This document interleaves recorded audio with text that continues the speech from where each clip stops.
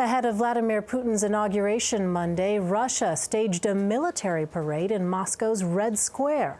Some of the weapons on display are likely being used in an ongoing battle between Russian-backed forces and Ukrainian troops backed by the U.S. military. Holly Williams has more on what's being called the Forgotten War. It was an ambush in a frozen pine forest. Russian-backed separatists surprised these Ukrainian soldiers. In the chaos, they took cover and fought back.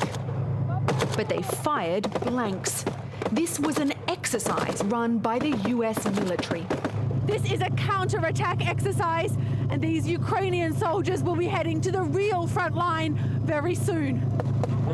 The US is supporting its ally, Ukraine, in a war against Russian-backed militants. They've seized swaths of territory in eastern Ukraine since 2014, in a conflict that's killed 10,000 people by some counts. Apache 6. Soldiers from the New York Army National Guard directed the training, which is close to real life. Lieutenant Colonel William Murphy has been here since November and told us the Ukrainians don't have the equipment they need. What they can do with the little that they have is exceptional. The US is ramping up its support for Ukraine. More than 200 anti-tank missiles were delivered this month. They learn from us the newest experience of the hybrid war against Russia, and we learn from them the tactics and strategy which make my army much more efficient.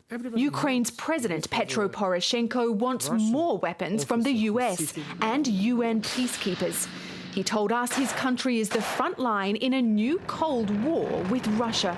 They want to have Soviet Union back. So you think that Vladimir Putin wants to reconquer Ukraine? Reconquer Ukraine, rebuild Russian empire, whatever you want. Ukraine says thousands of Russians are fighting in the east, while Moscow has repeatedly denied it's involved. Colonel Dennis Dealey, who's leading the American trainers, is also reminded of the Cold War. The Ukrainians use old Soviet-era tanks, the type the Russian enemy used when he served in Europe in the 1980s. When you come around the corner and see a tank, a Russian tank or T-64 tank, its barrel pointed at you, it makes you hesitate for a second as you're coming around the corner with your vehicle.